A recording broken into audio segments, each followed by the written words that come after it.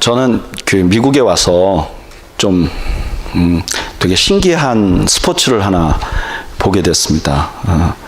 그 미국 풋볼. 한국에서는 본 적이 없는 경기예요.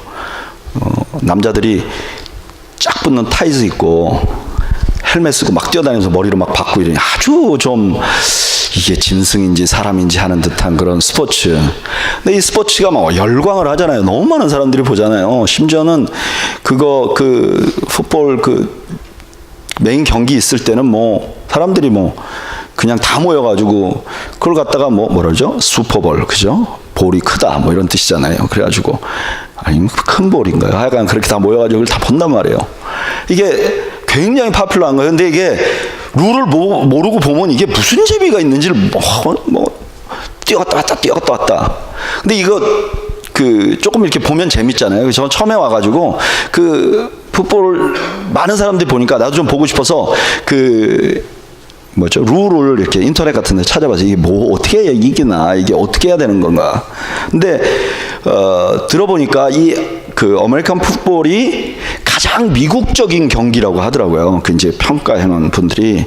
이게 마치 서부 개척시대 때 막 달려가서 말뚝을 꼽으면 이게 내 땅 되는 것처럼 아주 진취적으로 달려가서 어떤 자기의 영역을 차지하는 아주 세속적이고 욕망을 표현하는 그런 경기 중에 하나죠. 그래서 달려가서 상대방의 어깨를 치든지 상대방을 막 누르고 이러면서 땅을 차지해 나가서 결국 그 상대방에 있는 땅까지 다 쳐들어가면 이게 이기는 경기예요. 근데 그 경기에서 한 팀이 이기려면 반드시 있어야 되는 그런 있어야 되는 행동이 있는데, 그게 특이하게도 이제 경기를 이렇게 하면 다 아시겠지만 쿼터백이 공을 갖고 있고 뜀박질 잘하는 사람이 앞으로 막 뛰어가면 딱 기다렸다가 그 뜀박질 잘하는 사람한테 이 공을 정확히 던져서 그 사람이 받고 또 막 뜀박질해서 끝까지 가면 이기는 거잖아요.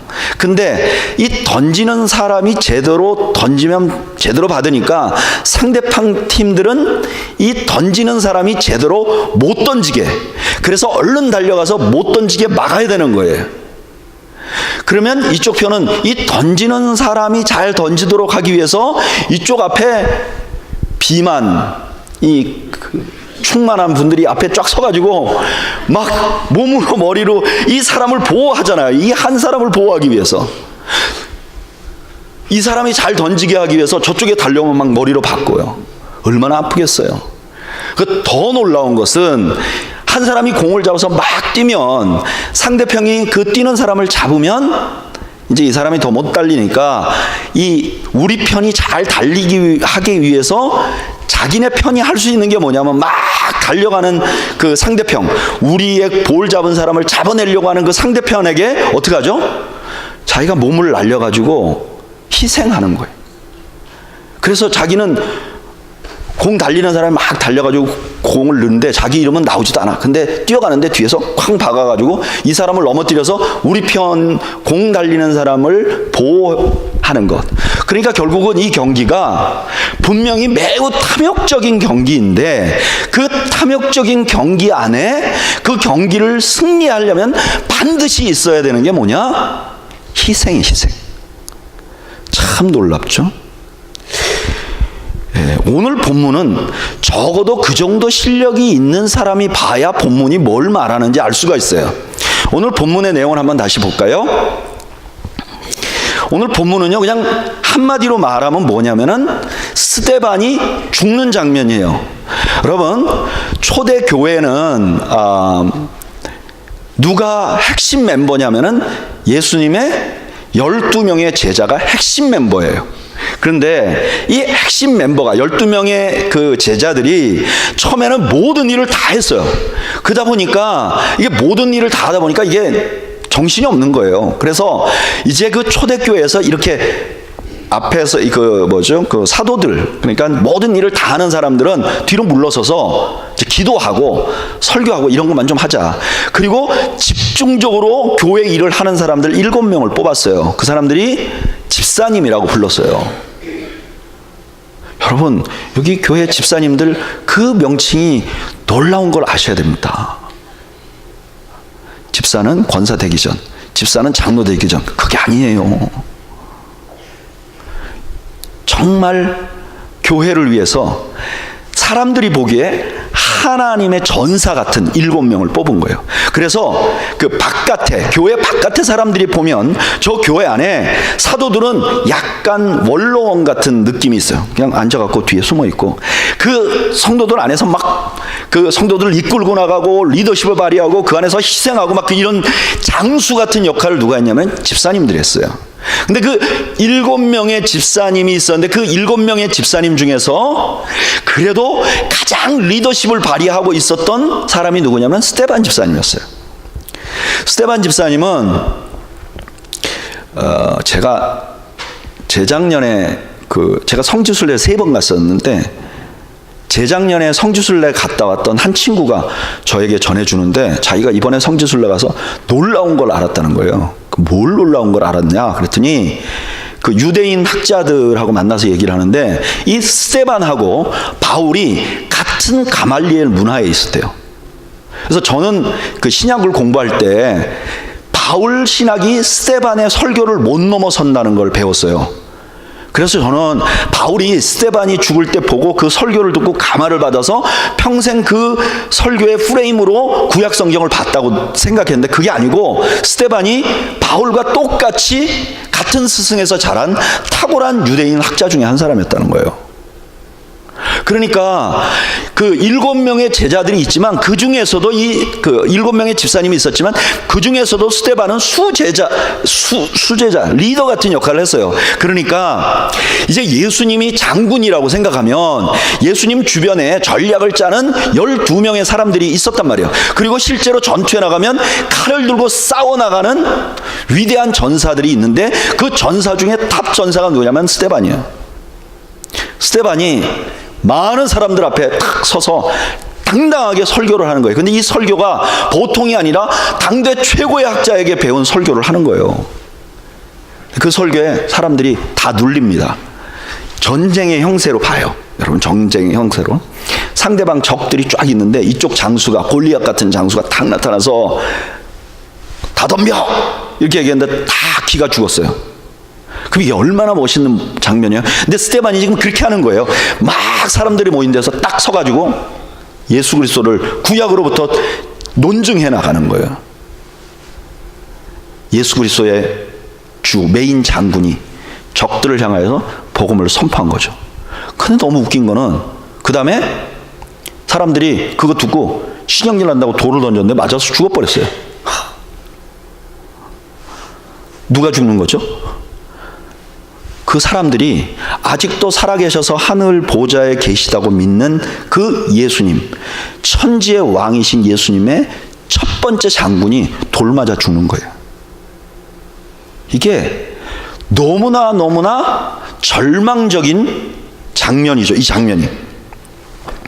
게다가 그 스데반이 죽자마자 복음이 더 이상 예루살렘에서 전파가 안 됩니다. 그러니까 복음이 다 막혀버린 거예요. 그냥 스데반이 좀 참았으면 괜찮은데 괜히 설교를 해가지고 예루살렘에서 더 이상 말씀을 전할 수 없게 돼버린 거예요. 그러니까 상상으로도 굉장히 비참한 장면이고 또 거기다가 예루살렘 안에 복음을 전하는 길이 다 막혀버렸으니까 교회 입장에서도 이게 굉장히 절망적인 사건이에요. 그런데 너무 희한한 거는 지금 분명한 팩트는 스데반이 돌 맞아 죽고 있고 그것이 굉장히 절망적인 상황임에도 불구하고 누가는 전혀 절망적이지 않게 기록하려고 애를 썼다는 거예요. 스데반이 죽기 전에 하늘을 우러러요. 그래서 뭘 봤죠? 하나님의 영광을 봐요. 하늘을 우러러. 그 다음에 하늘 보좌 우편에 계신 누구를 보죠? 예수 그리스도를 봐요. 그리고 거기서 자기를 죽이는 자들을 용서해달라고 용서의 기도를 해요. 여러분, 이 장면은 우리들에게는 뭐 그냥 이런 장면인가, 그런데 이게 고대 로마의 그 컬처로, 문화로 보면 이런 거예요. 전쟁하러 나갔던 장군이 나가서 전쟁을 잘 해갖고 군인이 승리를 하고 오잖아요. 그러면 승리하는 군대 장군이 앞에 서고 뒤에 자기와 싸웠던 장수들이 막 따라와요. 근데 여러분 생각해 보세요. 장수들이 막 따라오는데 그 장수들이 어땠을까요? 말끔하고 깨끗하고 그러지 않았겠죠. 뭐 어떤 사람들은 뭐 전쟁에 나서 부상을 당하고 어떤 사람들은 먼지구덩이가 되고, 근데 쫙 서요. 그러면 그 장군이 딱 왕을 아련하면 왕이 딱 나와요. 그러면 장수가, 승리한 장수만이 할 수 있는 거죠. 들어오면 왕이 고개를 들러. 그러면 이 장수가 고개를 쫙 들어요. 그러면 그 왕을 아련하는 거예요. 그러면 왕이 거기서 쫙 일어서요. 그리고 물어봐요. 내 소원이 무엇이냐? 그러면 이 장수가 저 뒤에 따라오는 수많은 포로들을 저에게 종으로 주시옵소서. 그러면 윤호하노라. 이게 그 로마 시대 때 하나의 문화예요. 지금 스데반이 죽는 장면을 누가는 자기의 독자들인 로마 곳곳에 살아가는 유대인들에게 스데반이 죽는 장면을 마치 승리하고 온 승리하고 온 장군이 왕을 아련하고 왕에게 전리품을 갖는 것 같은 이런 모습으로 그려나가요. 그래서 유대인이라면 누구든지 이걸 보면서 좀 그렇게 측은하게 안 절망적으로 안 보이도록 그려요. 왜 그랬을까? 왜 누가는 이런 그림으로 그렸을까? 누가가 이런 그림을 그릴 수 있었던 것은 누가가 가지고 있는 구약의 한 컨셉이 있었기 때문에 그래요. 그게 무슨 컨셉이냐? 이사야 53장의 이야기예요. 이사야는요, 유대인들에게 가장 걸출한 선지자예요. 이사야야말로 선지자 중에서 가장 뛰어난 사람이라고 생각했던 사람이에요. 대선지자 중에 한 사람이에요. 그런데 이 이사야가 다른 어떤 선지자보다 많은 예언을 했어요. 그리고 이사야 당대의 예언과 미래에 대한 예언을 상당히 많이 기록했어요. 그리고 그 이사야가 예언한 예언 하나하나가 유대교에서는 너무나 중요한 요소가 됐어요. 그런데 이사야가 예언한 수많은 예언 중에 유대인들 전체가 이해하지 못할 예언이 하나 있었어요. 그게 이사야 53장이에요. 유대인들은 뭘 그리고 있었냐면은 지금 나라가 점점 막 절망스러워 가니까 유대인들의 마음속에 이런 소망이 싹트기 시작했어.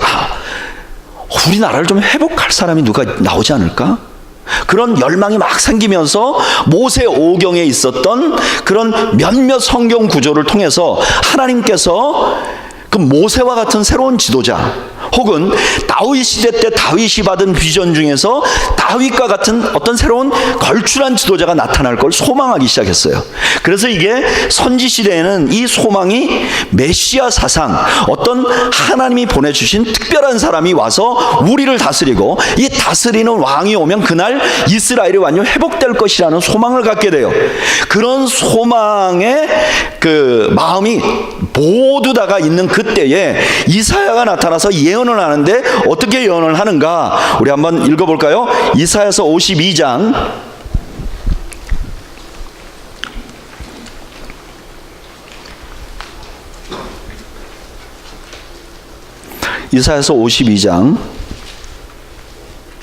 13절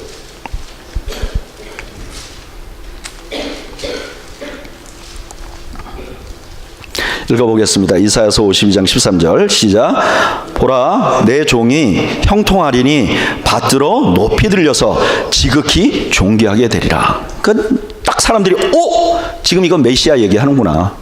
내 종이 형통하고 받들어 높여서 지극히 존귀하게 될 것이야. 놀랍다. 근데 14절 읽어볼까요? 시작. 전에는 그의 모양이 타인보다 상하였고 그의 모습이 사람들보다 상하였으므로 많은 사람이 그에 대하여 놀랐거니와.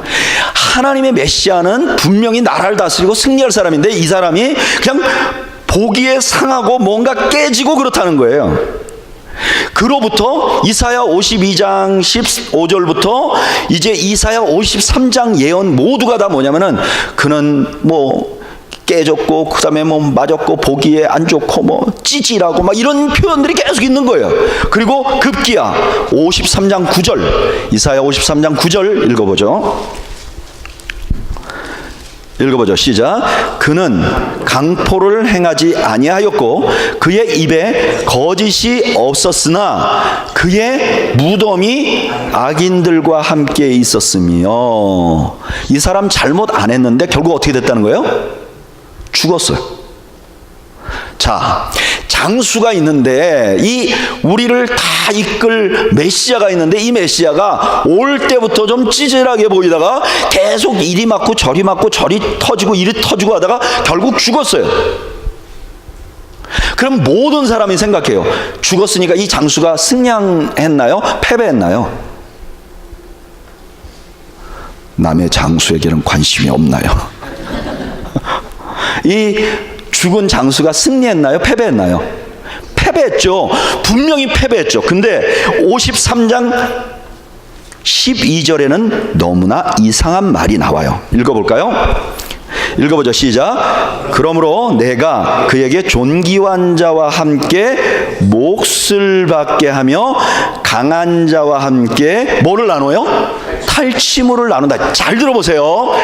죽었어. 그러면 진 거예요. 애들 싸우다 코피 나면 누가 이긴 거예요? 코피 내내가 이긴 거예요. 근데 분명히 모든 사람이 이게 진 거다. 죽었으니까 진 거다. 근데 이 진 자가 뭘 나눈다는 거예요? 상대방의 탈취물을 나눈다는 거예요. 여러분, 이건 이해가 안 되는 거예요. 탈취물은 누가 나눠요? 승리한 자가 나누는 거예요. 근데 이사야 53장에 이렇게 말해요. 진 자가, 죽은 자가, 패배한 것 같은 자가 탈취물을 나누게 될 것이다 라고 예언을 해요. 그러니까 유대인들은 아무도 이걸 이해를 못해요. 만약에 진 자가, 지금 죽은 자가 탈취물을 나눈다면 이제까지 그가 탁 때리면 탁 맞았는데 그게 우리가 볼 때는 맞아서 지는 과정이라고 생각했는데 그게 맞는 게 이기는 과정이었다는 거예요. 권투 경기가 있는데 몇 대 때려서 넘어뜨린 사람이 이기는 게 아니라 누가 많이 맞았느냐로 승리를.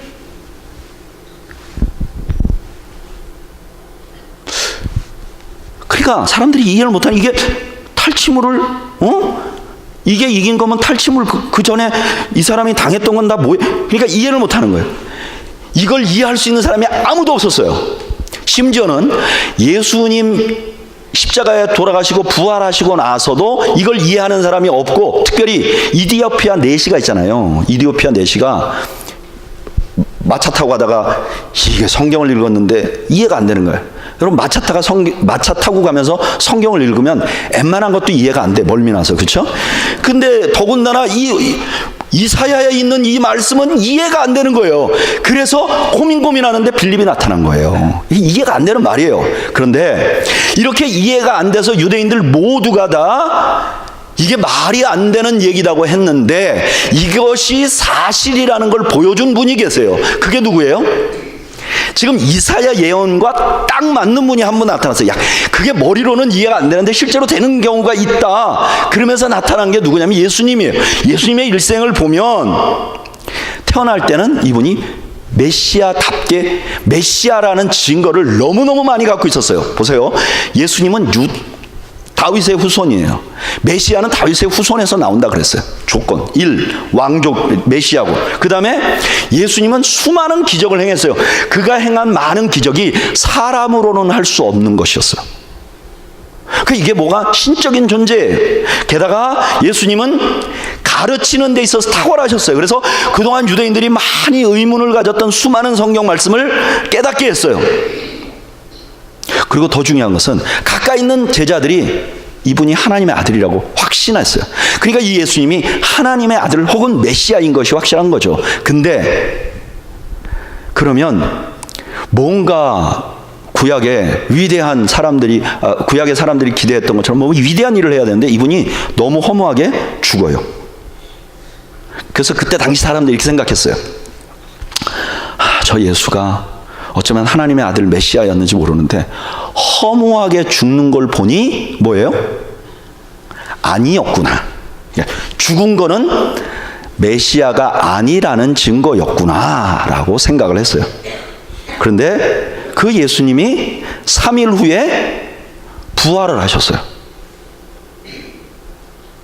3일 후에 부활을 한 것을 보니까 이게 멘붕이 온 거예요. 왜 멘붕이 왔어요? 그러면 죽으신 것이 패한 게 아니었구나. 이게 뭔가 승리의 과정 중에 하나였구나. 그러면 예수님이 죽음은 도대체 무슨 의미가 있었나? 십자가 자체가 무슨 의미가 있었나? 그리고 곰곰이 생각해 보니까 십자가상에서 예수님이 하신 말씀이 있어요. 그 말씀 중에 한 구절이 뭐냐? 다 이루었다는 말이에요. 여러분, 다 이루었다는 것은 페이를 다 했다, 그런 뜻이다. 혹은 이제 내게 주어진 소명을 완성했다, 그런 의미가 있는 거예요. 그러니까 지금 부활을 하고 나니까 십자가의 컬러가 다 달라지는 거예요. 십자가가 죽어서 분명히 절망의 사건인 줄 알았는데 예수님은 십자가에서 다 이루었다고 말하는 거예요. 그러니까 십자가가 자체가 다 이룬 것이구나, 개념이 바뀌는 거예요. 그러면 십자가에서 예수님이 뭘 이루었죠? 여러분, 예수님이 십자가에서 뭘 다 이루셨죠? 아니, 전쟁의 개념에서 보면, 지금 이게 전쟁을 배경으로 하잖아요. 탈취물을 나눈다. 그러면 이사야의 개념, 전쟁의 개념에서 보면 예수님은 어떤 승리를 했고 뭘 이루었을까? 그냥 우리의 구원을 이루셨고 우리를 위하여 피를 흘리셨고, 이거는 제사 제도에 관한 배경으로 우리가 이해를 하는 거예요. 예수님이 십자가에서 우리의 죄에 대해서 페이를 다 주셨다? 그러면 이거는 약간 장사 개념에서 십자가의 개념을 이해를 하는 거예요. 그런데 전쟁의 개념에서 예수님은 뭘 이기셨죠? 그 대답이 히브리서 2장 14절에 나와요. 한번 읽어볼까요? 히브리서 2장 14절.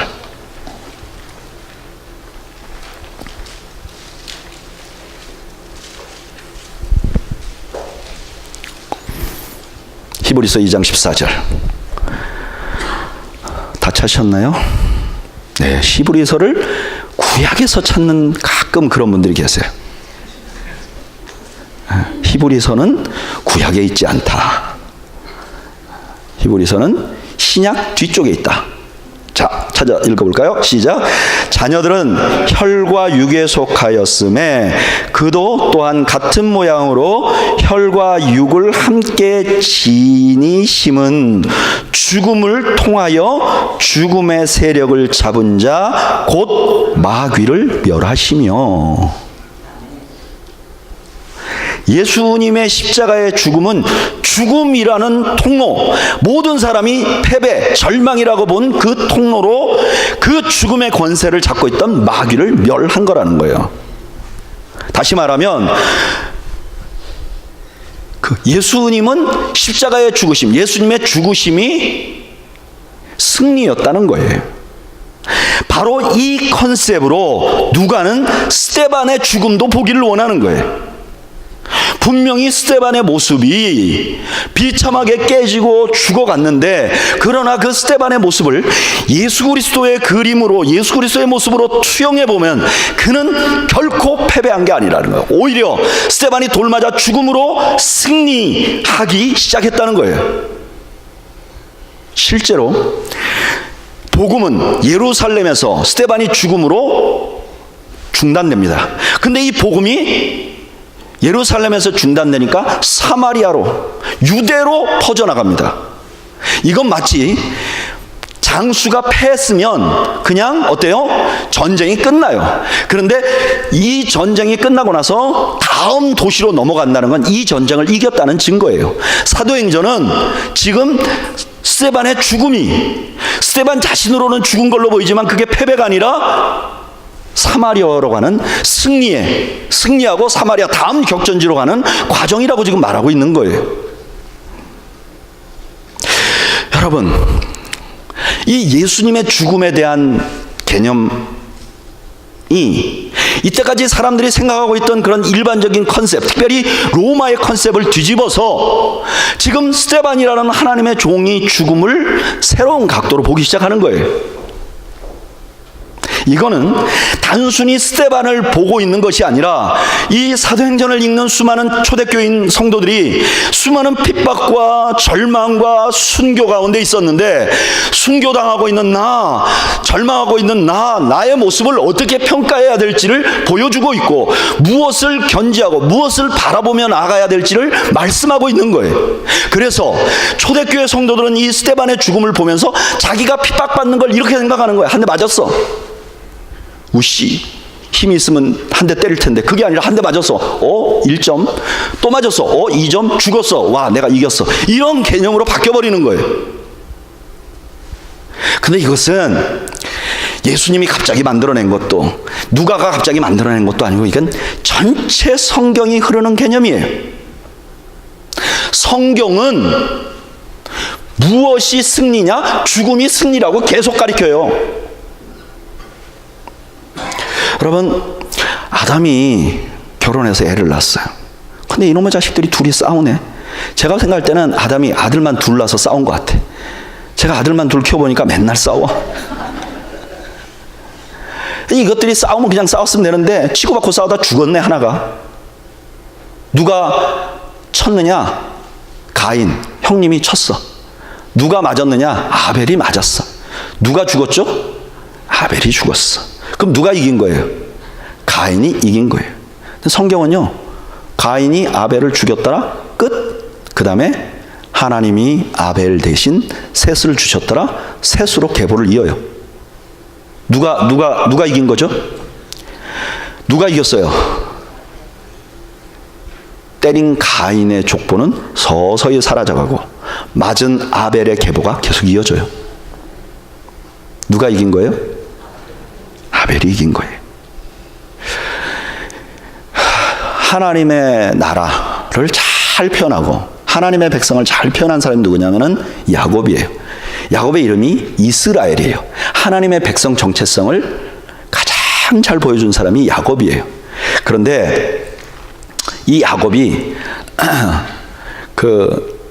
이제 형님한테 사기 쳐먹고 도망가다가 어느 날 저 외삼촌 집에서 또 거기 붙어 먹다가 또 거기서도 또 사기치고, 이게 한번 사기치던 사람 버릇이 안 없어져요. 사기꾼 조심하세요, 여러분. 이거는 안 없어져요. 제가 그 군대를 교도소 지키는 걸 했거든요.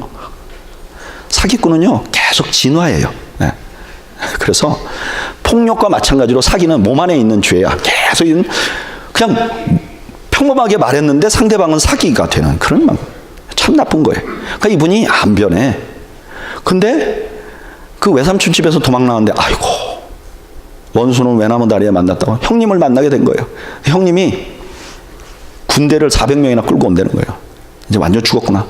그러니까 이 사람이 밤에 강가에서 자다가 꿈에 천사와 씨름을 하죠. 여러분, 스트레스 많이 받으면 꿈꾸는데 지금 스트레스 많이 받은 거죠, 이분이. 그래서 막 천사랑 씨름해. 근데 이 야곱이 악착 같으니까 이 천사하고 꿈에서도 안 지는 거예요. 참 악한 사람은 꿈에도 꿈도 악한 꿈 꾸고, 이 야곱이 안 지는 거예요. 막 싸우는 거예요. 그러니까 그 싸우는 그 상대가 새벽녘이 되니까 나 가야 되겠다. 그 야곱이 안 됩니다. 싸우니까 이 상대방이 어떻게 하죠?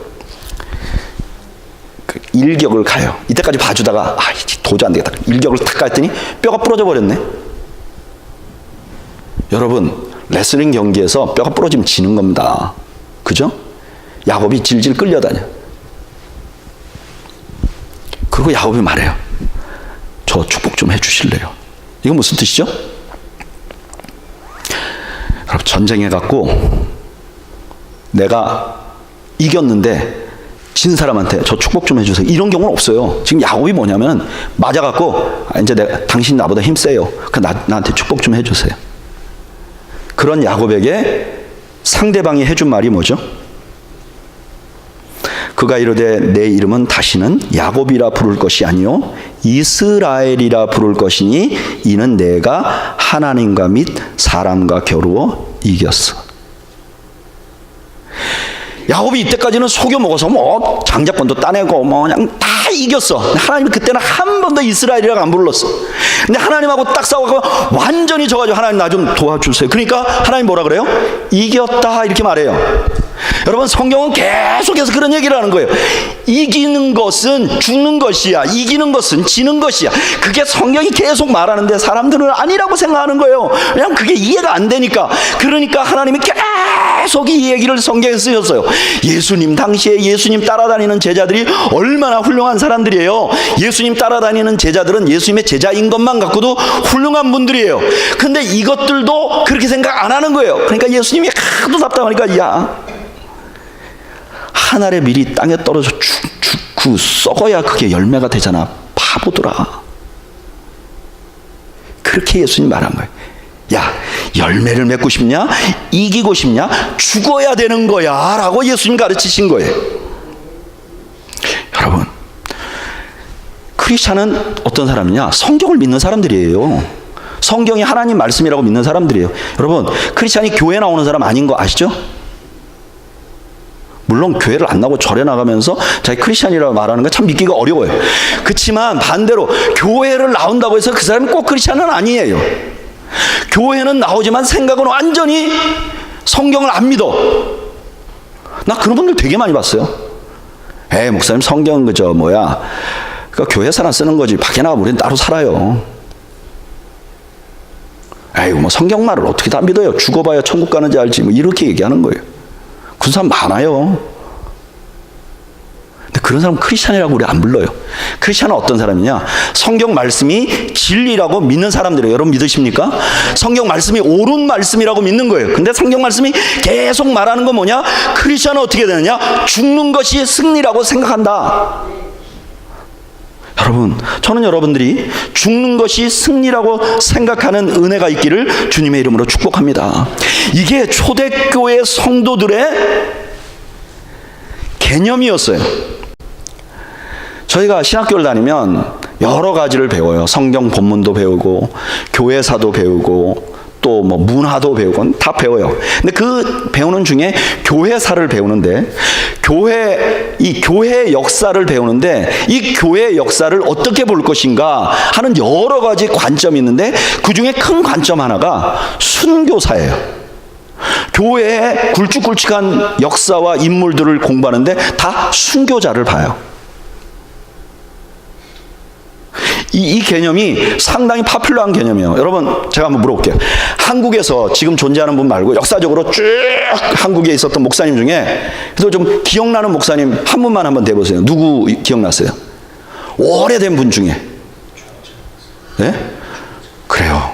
참 목사님이 설교를 도와주네. 난 조용기 목사님 그럼 어쩌나 해보면 그랬어요. 목사님이 주기철 목사님이래. 주기철 목사님. 그래 주기철 목사님. 그리고 한국에서 사랑이 많고 모든 사람에게 모범이 될 만한 사람은 누굴까요? 손양원 목사님. 그래, 뭐가 이게 장사가 주고받아야 이게. 여러분 두 분 다 공통점이 뭐죠? 돌아가셨어요. 예수님 때문에. 여러분 대한여수교 장로회 총회 제31대 총회장이 누군지 아세요? 모르세요? 저도 몰라요. 알 필요도 없어요. 알고 싶지도 않아요. 왜냐하면 기독교는 총회장을 기억하는 종교 자체가 아니에요. 순교자를 기억하는 종교가 기독교예요. 근데 참 이상한 게 과거는 그렇게 보면서 현재는 그렇게 안 봐요. 여러분 한국의 목사님 기억나는 분 얘기해 보세요. 얘기해 보세요. 이경렬 목사님은 기억 안 나세요? 한국의 목사님 어떤 분 기억나세요? 딱 우리가 생각나면 뭐 오카노 목사님. 제가 가끔 그런 생각해요. 오카노 목사님의 제자 훈련이 전 세계 많은 한인들에게 영향을 줬지만 오카노 목사님이 개척하시고 돌아가실 때까지 교인이 100명이었으면 어땠을까? 제 생각에는 아무도 세미나 안 갔을 것 같아요. 왜냐하면 옥 목사님이 가까이 있는 분들의 얘기 들으면 굉장히 따뜻한 면도 있지만 매우 까칠한 면이 있다고 그래요. 우리가 눈이 썩었어요. 교회가 성공한 사람만 기억해요. 성도들도 성공적으로 큰 교회를 목회한 목사님들을 기억해요.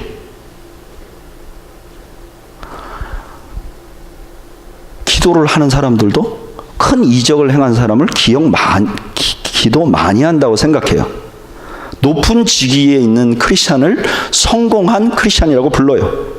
돈을 많이 번 사람을 나의 모범으로 삼는 경우가 많아요. 죽는 것의 가치가 없어졌어요.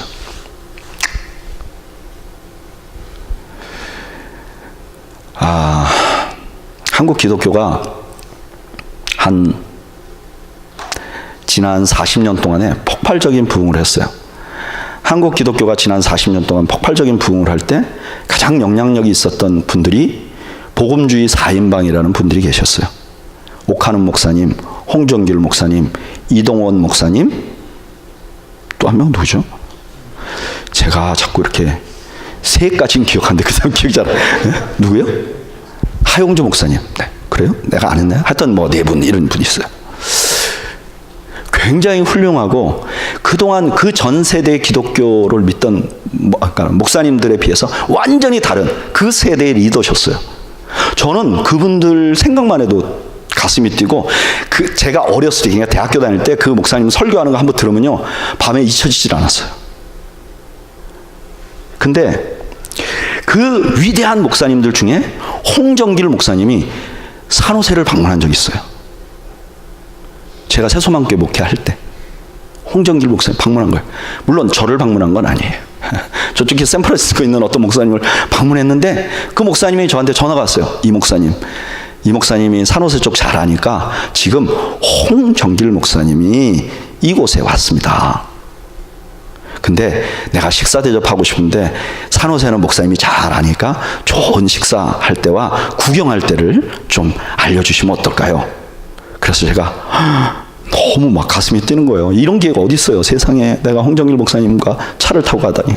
그리고 홍정길 목사님 산호세 새소망교회로 오세요. 그리고 오시면 제 차로 아니다. 그 목사님 차로 이제 운전을 하면서 그 70마일 쪽으로 하고 거기 근처에서 뭐 맛있는 식당 알아봐서 식사드릴 거예요.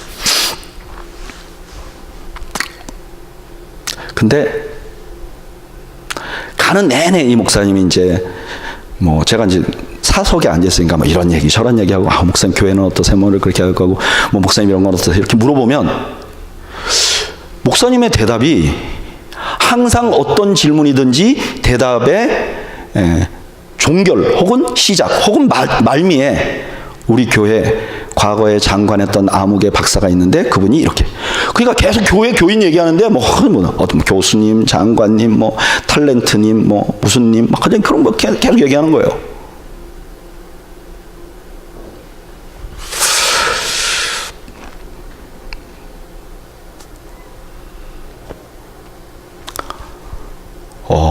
제가 그때 한 41살?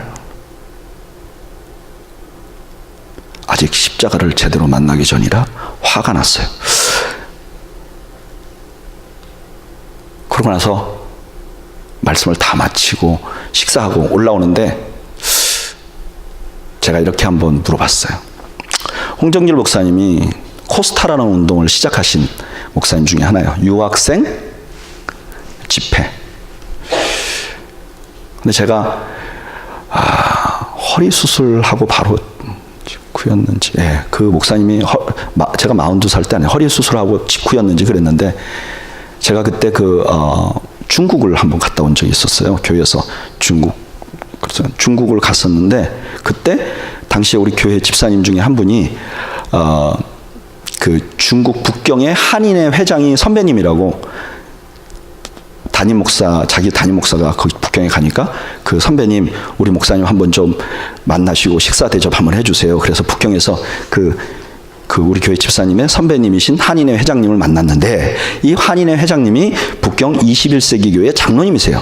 근데 그날 그분이 너무 바쁜 게 자기가 북경 코스타에를 참석해야 된대. 저를 만나기는 해야 될 거고 코스타에는 가야 될 거고 그러니까 목사님 뭐 특별한 스케줄 있으세요? 저는 없어요. 그랬더니 그러면 제 차를 타고 코스타를 갔다 오자고. 그래서 같이 갔어요. 그때 같이 간 분이 있죠, 여기. 예. 그래서 같이 갔어요. 코스타, 전 코스타도 정말 처음 가봤어요. 너무나 이 젊은이들이, 북경에서 뛰어난 사람들이, 그래서 그때가 뭐냐면 코스타를 시작하는데 코스타 강사를 소개하는 거예요.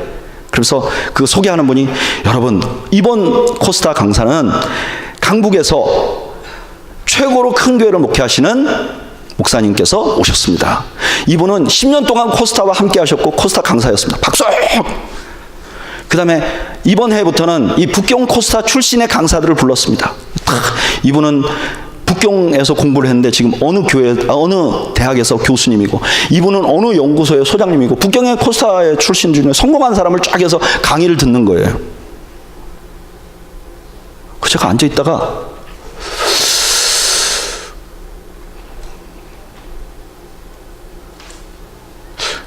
북경 코스타가 분명히 예수님하고 관계가 있는 모임일 텐데, 예수님하고 관계가 있는 모임이라면 북경에 유학을 해서 굉장히 뛰어난 분인데 분명히 어느 학교 교수로 가야 되는데, 그 교수를 하는 것보다는 주님을 위해서 어느 가난한 유치원에서 봉사하면서 하나님의 꿈을 키우고 하나님 나라를 위해서 헌신하는 사람이 그래도 한 명은 있어야 될 거 아니에요. 그러니까 자기가 졸업하고 누리려고 하는 목표보다 못 누리면서 그 안에서 승리를 경험하는 사람이 한 명은 있어야 될 거예요. 이게 뭐 예수 믿는 사람 한 명도 없는 거예요. 그래서 제가 갑시다. 그래서 이제 그 소개만 듣고 왔어요. 그래서 제가 안 그래도 계속 자기 교회 부자만 자랑해서 심사가 편하지 않는데, 그래서 제가 홍정일 목사님께 그랬어요. 목사님, 하룻강아지가 법무서원 줄 모른다고 큰 목사님께 하룻강아지 같은 제가 질문을 하나 해도 되겠습니까? 하십시오. 목사님이 코스타 만드신 분 맞죠? 맞대요. 제가 북경에 코스타를 갔는데, 그러면서 바바바바바바 다 얘기했어요. 저는 불편하더라고요. 그랬더니 홍 목사님이 참 그래도 존경할 만한 분이에요. 목사님, 나도 그게 고민이에요. 그러면서 이 코스타를 그 다음에 누구한테 맡겨야 될지, 지금은 이동원이한테 맡겨놨는데, 저 친구는 무슨 기도하시죠, 그분이? 면상기도? 뭐 하여튼 그런 무슨 기도, 면상기도인가 하여간 뭐 묵상기도인가 봐요. 그거 해요. 관상기도, 그래, 관상기도.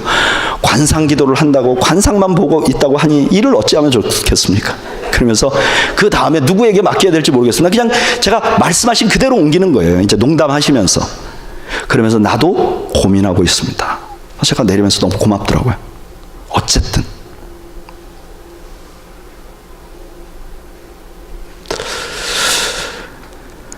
여러분,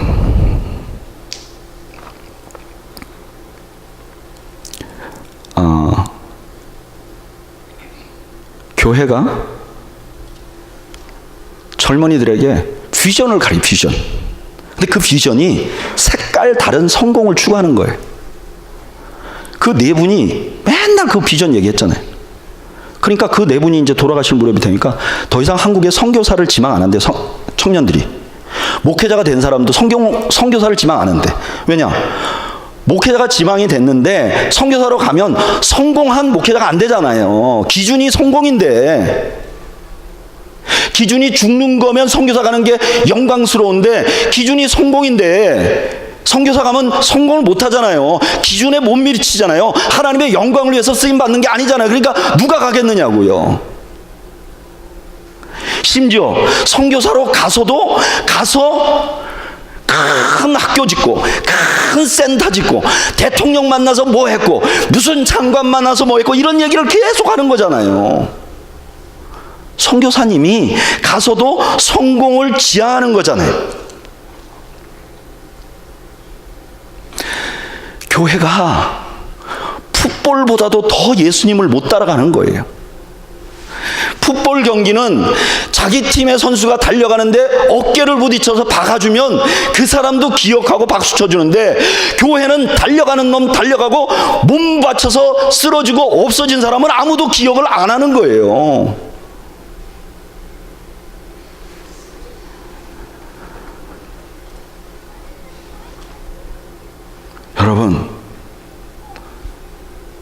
제가 그레이스 밸리 교회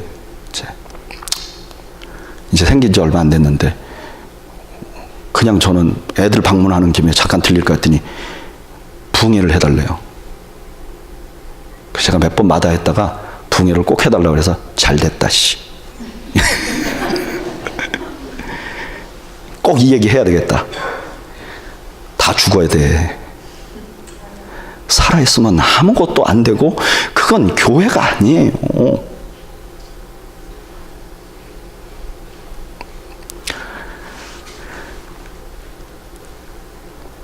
박경육 장로님이 처음 교회 우리 이제 목사님 교회를 시작해야 될 것 같아요.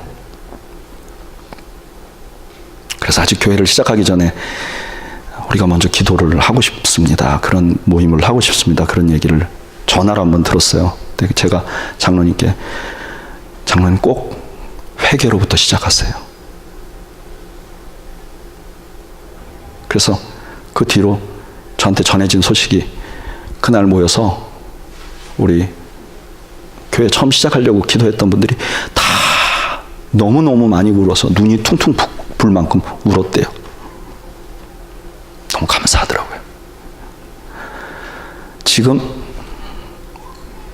누가 옳은가라는 것이 이슈일 때는 내가 잘못이다 라고 말하면 다 뒤집었어요.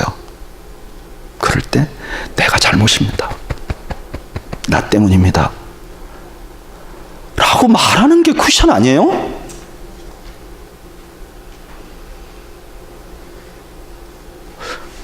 저를 이상하게 보지 마세요. 여러분 눈이 너무 무서워요.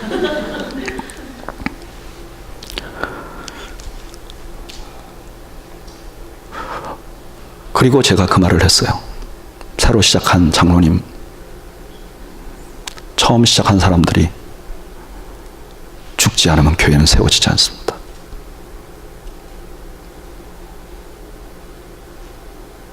교회는 존귀하신 우리 주님이 우리를 위하여 이 땅에 오셔서 우리를 위하여 죽으신 그 피 위에 서 있어요. 알아요? 근데 왜 안 죽어? 왜 교회에서 자기 의견을 관철하려고 해요?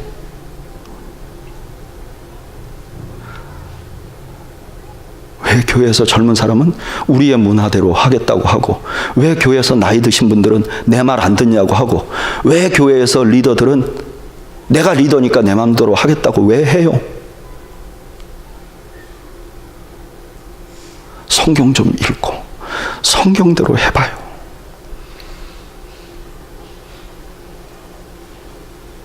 천당 가면 예수님 만나면 안 미안할 것 같으세요? 교인들 중에 죽어서 천당 안 가려고 그러는 분들 같은 분들이 있어요. 우리 어쨌든 죽으면 예수 믿으니까 천당 갈 건데 괜찮아요?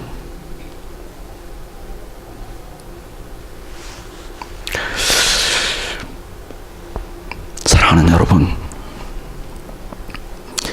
예수 믿는 것은 교회가 어떤 전통을 가지고 있었는지를 아는 것도 아니고, 성경을 몇 번 읽은 것도 아니고, 얼만큼 교회에다가 돈과 시간을 바친 것, 그런 게 꼭 밸류가 있으면, 여기 미국에도 저기 어디죠? 거기 저기 그 17마일 끝에 가면 훌륭한 한국 절이 있어요. 거기 가면 공로를 많이 하면 쳐줘요. 그쪽 가요.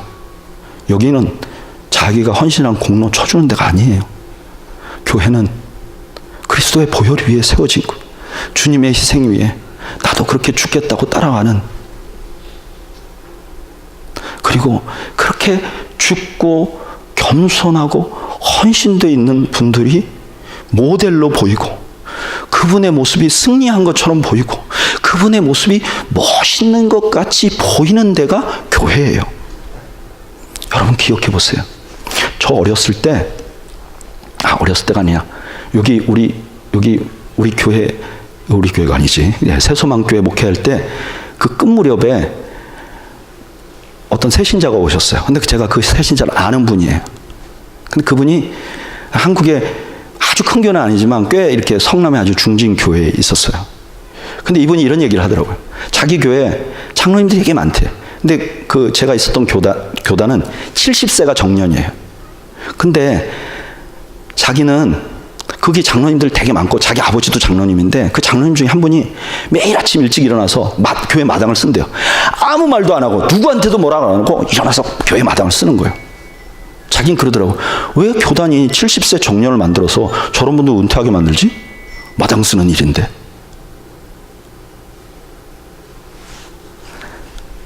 우리가 다 그렇게 생각해요. 근데 문제는 뭔지 아세요? 지금 죽으라 그러잖아요. 그래, 얘가 죽어야 되는데 참 그게 문제예요. 목사님 딱 맞는 얘기 하네요. 예수님을 누가 따라가야 하느냐? 우리가 따라가야 돼요. 그러면 이렇게 물어볼 수 있잖아요. 그럼 설교하는 당신 죽었냐? 나도 못 죽었어요. 그것이 저의 제일 큰 문제예요. 제가요 좀 잘 해보기도 하고 또 오해도 받기도 하고 슬픔도 당하고 그랬어요. 근데요 참 이게 자아가 강해요. 제가 보니까 제 주특기는 죽은 듯 하는 거예요. 죽은 척 하는 거 굉장히 잘해요. 근데요 심지어 나도 속아요. 나한테 이제 죽었구나. 근데 뭔가 자극이 오죠? 그러면 금방 살아나요. 이야, 이게 무슨 여름 밭에 잡초 같아요. 어제 뽑았어 이제 깨끗하지 싶은데 가보면 또 나요. 이 나의 죽음이, 우리가 나의 죽음을 실천할 때 그때 우리가 진정한 성공을 경험해요. 저는 특별히 여러분들의 죽음을 여러분들의 가족에게 알리시길 바라요. 말로 나 죽었어 이렇게 하라는 게 아니라 내가 죽었음을 내 가족이 직감하도록 느끼도록 하세요. 그러면 그때 여러분들이 승리해요. 보통 이런 얘기하면 여자분들은 100% 내 남편이 들어야 되는데 이렇게 생각해요. 왜냐하면 여자들은 주로 당하고 있다고 스스로 생각해. 근데 내가 남자 입장에서 남자도 당해요. 몰라서 그렇지 우리도 힘들어요. 여러분, 크리스찬이, 내 아내가 예수를 믿으면 남편이 이렇게 생각해야 돼요. 내가 진짜 이거 하고 평생 싸웠는데 교회 나가더니 야 부들부들해졌네. 내가 지옥 갈지 천당 갈지 모르지만 예수님 만나면 고맙다고 얘기해야겠다. 뭐 이 정도는 돼야 되지 않을까요? 저게 내가 결혼하기 전부터 이때까지 살아올 때 성질이 보통이 아닌데 교회 나가더니 뭐 때문에 바뀌었나. 교회가, 가정이, 각자가 죽으면 가정이 천국이 돼요. 지금 예수님이 이 방법 왜 가르쳐 주셨느냐 이렇게 말했잖아요. 회개하라, 천국이 가까웠다. 뭐죠? 예수님이 그때 천국이 온다 그랬는데 아직도 안 왔어. 예수님 성격이 느긋해. 2000년 지나도 안 왔어. 이렇게 바보같이 생각하는 거예요. 회개하라, 이게 뭐예요? 십자가에 너 자신 죽어라. 그러면 천국이 가까운다.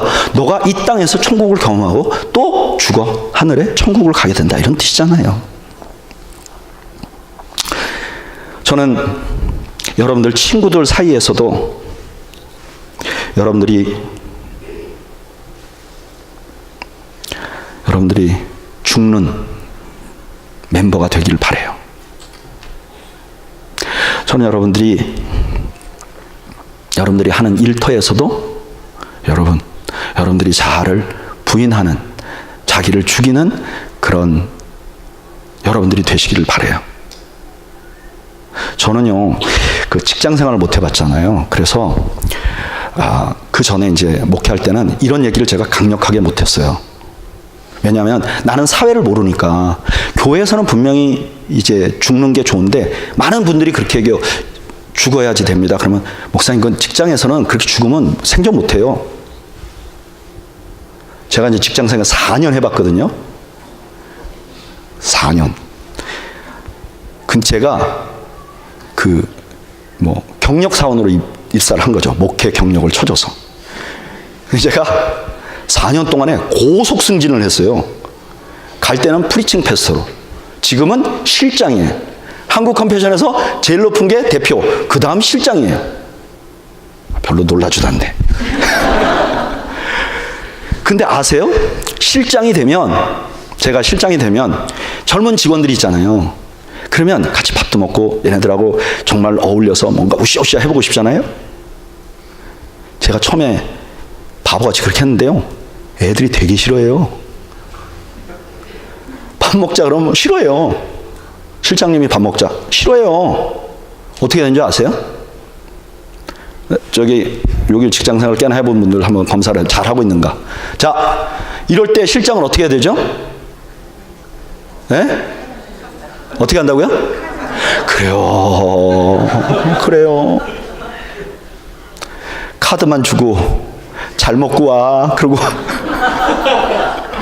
내가 없어져 줘야 걔네가 행복해요. 그렇게 계속 내가 없어져 주잖아요. 그럼 내가 진짜 필요할 때 걔네들이 손발 벗고 도와줘요.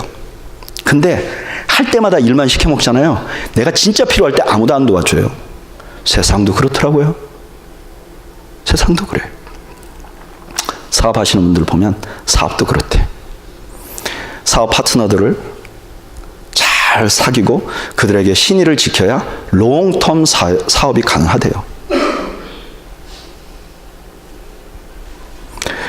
저는 그런 프랙티스가 우리 그레이스밸리 교회 안에서도 일어나기를 바라요.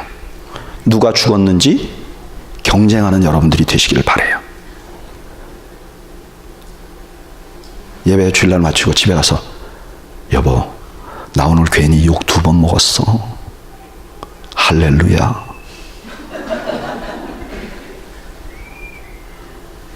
여보, 내가 오늘 말하려고 2번 했는데 다 참았어. 근데 한 번은 못 참았어. 그러면 그 옆에서, 이거 못난 양반 아직도 살았구만. 다음 주에는 잘 참도록 해. 뭐 교인들은 뭐 이렇게 살아야 되는 거 아니에요? 교회가 그런 교회가 돼야 되는 거 아니에요?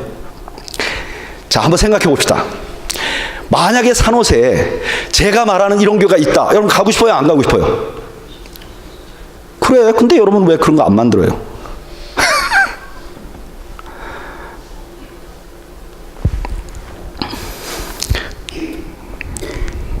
저는 목회하면서 죽어야 이기는 이 싸움을 우리가 싸워가야 한다는 것을 알게 해주신 하나님께 너무 감사해요. 그래서 죽었을 때 그렇게 많이 억울하지 않더라고요. 그리고 그렇게 죽으니까 또 살 길을 만들어 주시더라고요. 저는 여러분들에게 새로운 삶의 길이 열리기를 축복합니다. 이전에 여러분들이 학교 다닐 때부터 계속 배워왔던 그 삶의 길이 아니라 죽어야 사는 길, 죽음만이 살 수 있는 길이라는 사실을 확신하는 여러분. 그래서 스데반의 죽음이 영광스러워 보이고 나의 당하고 죽음이 너무나 가치 있어 보이는 놀라운 은혜가 여러분들에게 충만하기를 주님의 이름으로 축복합니다. 우리 한번 기도할까요?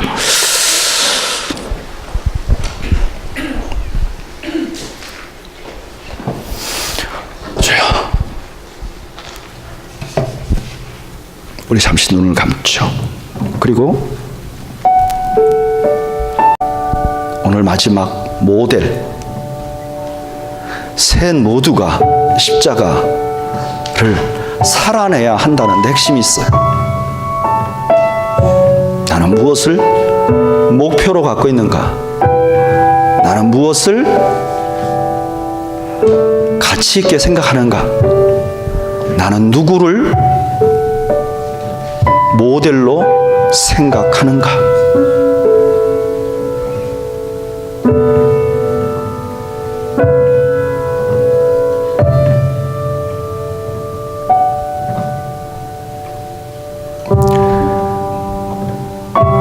저는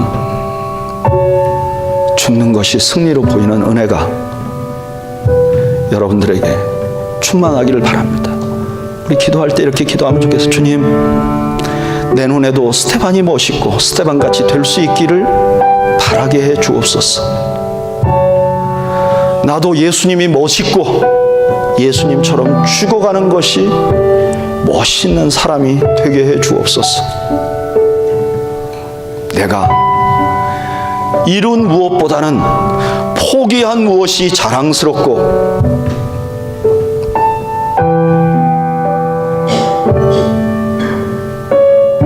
내가 대접받은 무엇보다는 무시당한 무엇이 가치로운 인생을 살게 해 주옵소서. 우리 한번 시간 결단하면서 기도하겠습니다. 함께 기도하죠. 아버지,